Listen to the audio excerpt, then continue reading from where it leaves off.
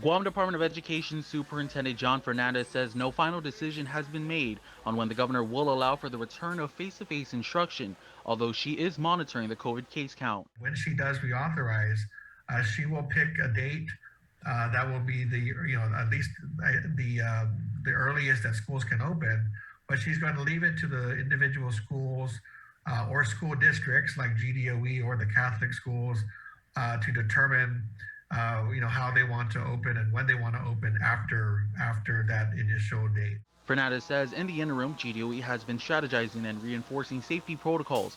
For example, GDOE has begun installing plexiglass shields in cafeterias and canopies to address social distancing concerns. So when people return to school, they will see some of these additional supports in place, and then we can hopefully assure our parents that we are safe. Since schools were shut down more than 2 weeks ago, it's also given GDOE time to hear concerns and suggestions from parents and stakeholders through their virtual input sessions on how they feel GDOE should proceed when in-person learning returns.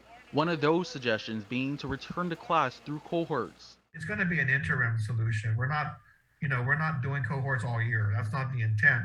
But while we are, in the high risk, measure of risk, in the community, that's probably going to be our approach until those numbers come down. And once those numbers come down, we can then resume, full in-person instruction. Those issues and more, according to Fernandez, will be vetted when the GEB workshop is held on Thursday to discuss plans for reopening. What we want to do is we want to avoid another full shutdown if possible.